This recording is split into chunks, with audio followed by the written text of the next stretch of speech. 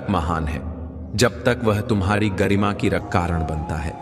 गीता में स्पष्ट कहा गया है कि हर कर्म का फल अनिवार्य रूप से मिलता है, चाहे वह तुरंत दिखे या वर्षों बाद सामने आए। और आध्यात्मिक स्तर पर भी कर्म की भूमिका अत्यंत महत्वपूर्ण है।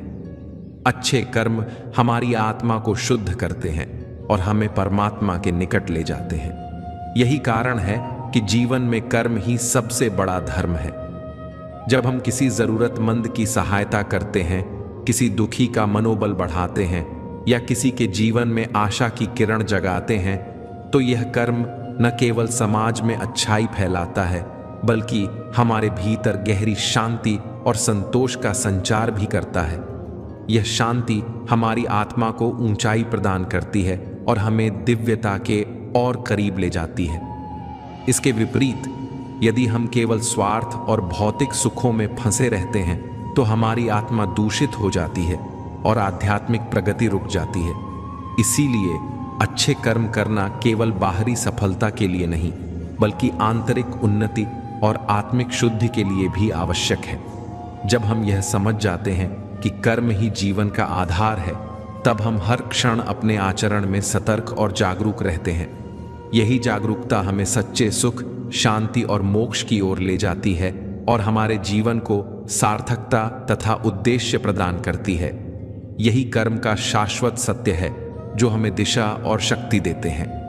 जीवन का सच्चा अर्थ तब समझ आता है जब हम यह जान लेते हैं कि मनुष्य केवल शरीर नहीं है, बल्कि आत्मा है, और यह आत्मा न कभी जन्म लेती है न कभी मरती है।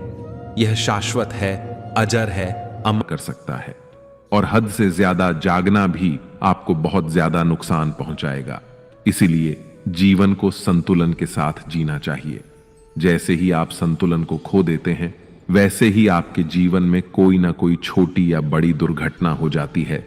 श्रीमद् भगवद गीता का 20वां अनमोल वचन यह है, खबर होता है जिससे धोखा खाया है, जिससे आपको तकलीफ मिली है, उस पर भरोसा गलती से भी मत करना। तो माफ उतना ही करो जितने में आप बेवकूफ ना लगे। श्रीमद् भगवद गीता का 45वां अनमोल वचन यह है कि जन्म और मृत्यु की चिंता किए बगैर अपना कर्म करो। श्री कृष्ण अर्जुन से कहते हैं कि हे अर्जुन, मृत्यु जीवन का अटल सत्य है जिसे टाला नहीं जा सकता और ना ही झूठा साबित नहीं किया, लेकिन उन्हें हासिल कुछ नहीं होता। बहुत से लोग कहते हैं कि हम तो मेहनत बहुत करते हैं, तब भी जिंदगी में सफलता हासिल नहीं हो रही है। लेकिन सच्चाई यह है कि बहुत कुछ करने से, बहुत मेहनत करने से आपको सफलता नहीं मिलेगी, लेकिन सही तरीके से, सही समझ के साथ काम करने से आपको जिंदगी में सफलता अवश्य मिलेगी। पर निर्भर करता है। श्रीमद् भगवद गीता का 6ठा अनमोल वचन यह है कि अपने मन को शांत रखना सीखो, क्योंकि अशांत मन जीवन में सिवाय दुख के आपको और कुछ नहीं देने वाला, और एक शांत मन आपको जीवन में प्रेम और आनंद ही देगा। दुख और सुख सिर्फ शांत और अशांत मन के परिणाम है। अशांत मन दुख को ही जन्म देता है और शांत मन परम आनंद को जन्म देता है। मन में शंकाओं को कभी जन्म लगना ही होता है। जो बोया है वही काटोगे। यदि आपने मां बाप की सेवा की है, तो ही आपकी संतान बुढ़ापे में आपकी सेवा करेगी, वरना कोई पानी पिलाने वाला भी पास नहीं होगा। इसलिए बुरे कर्मों का त्याग ही सर्वोत्तम है। एक गरीब आदमी मछली पकड़ रहा था। मछली पकड़ते पकड़ते उसने एक ताजी ताजी मछली पकड़ी। पास में ही एक सेठ भी मछली पकड़ रहा था, लेकिन मछली पकड़ने का अनुभव न होने के कारण काफी देर से उसके हाथ एक भी मछली नहीं लगी। सेठ ने जब देखा कि उस गरीब आदमी ने ताजी ताजी मछली पकड़ी है, समाज से अपने अपमान का बदला लेना चाहता था। समाज और कर्ण दोनों को ही अपने अपने द्वारा किए गए अपराध के लिए दंड मिला है और आज भी मिल रहा है। कर्ण यदि यह समझता कि समाज व्यक्तियों का एक भाग मात्र है जिसे हम लोगों ने ही बनाया है, तो संभवतः वह समाज को बदलने का प्रयास करता, न कि समाज के प्रति घृणा करता। श्रीमद् भगवद गीता का 29वां अनमोल वचन यह है कि किसी पर भी आंख बंद करके भरोसा नहीं करना चाहिए। महाभारत की कथा में दुर्योधन ने कई बार षड्यंत्र रचकर पांडवों को मारने की कोशिश की, यहां तक कि उन्हें जलाकर मारने का प्रयास भी किया। पांडव जो तुम्हारे भाग्य का वरदान होते हैं। शराब के नशे में चीजें धुंधली दिखना आम बात है, लेकिन जब इंसानों का असली चेहरा साफ दिखने लगे तो समझ लो नशा नहीं, सच्चाई बोल रही है। जहां चिल्लाकर कोई बात नहीं बदल सकती, वहां मौन सबसे बड़ा हथियार बन जाता है। कुछ जगहों पर चुप रहना ही सबसे बड़ी जीत होती है। नीच सोच वाले लोगों को जितनी ज्यादा इज्जत दोगे, उतना ही वो चोट देंगे। श्री कृष्ण कहते हैं, क्रोध वो अंगारा है जो हम अपने हाथ में अपनी पूरी गहराई मत कहो, क्योंकि समय के साथ वही बातें हथियार भी बन सकती हैं। सूरज भी धीरे धीरे उगता है। तुम क्यों चाहते हो कि तुम्हारी मेहनत का फल तुरंत मिल जाए? धैर्य रखो।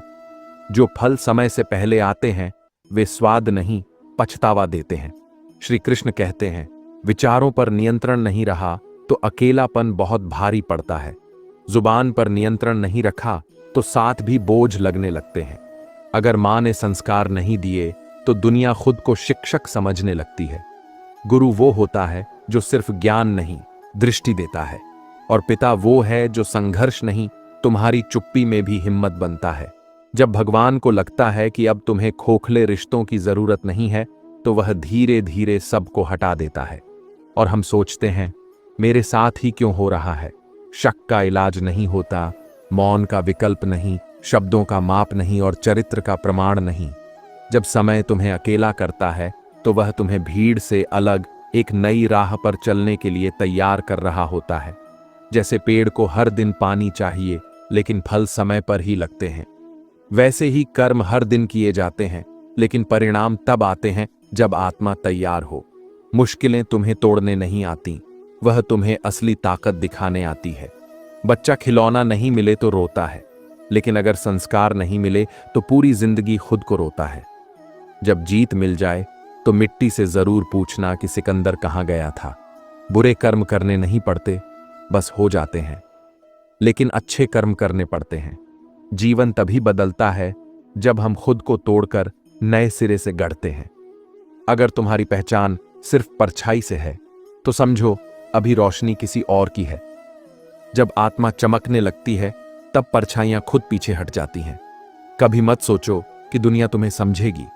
दुनिया बस तभी समझती है जब तक तुम उसके काम के हो। श्री कृष्ण कहते हैं, जिस हुनर पर तुम घमंड करते हो वही एक दिन तुम्हारा सबसे बड़ा बोझ बन सकता है। जो बाहर से ठीक लगता है, शब्द तीर नहीं होते, लेकिन कभी कभी जख्म तीर से गहरे देते हैं। कभी किसी के सामने इतना मत टूटो कि तुम्हारी पहचान उसकी सहानुभूति पर टिक जाए। अब हमें कोई उम्मीद नहीं करनी, कोई सफाई नहीं देनी, कोई रिश्ता साबित नहीं करना, बस खुद से जुड़े रहना है। क्योंकि जब तुम खुद को समझ लेते हो तब तुम्हें कोई और तोड़ नहीं सकता। जब हम बार बार दूसरों की खुशी के लिए खुद को बदलते हैं तब धीरे धीरे खुद को खो बैठते हैं। उस वक्त समझ आता है कि सबसे जरूरी रिश्ता हमारे अपने आप से भी बदल जाती है।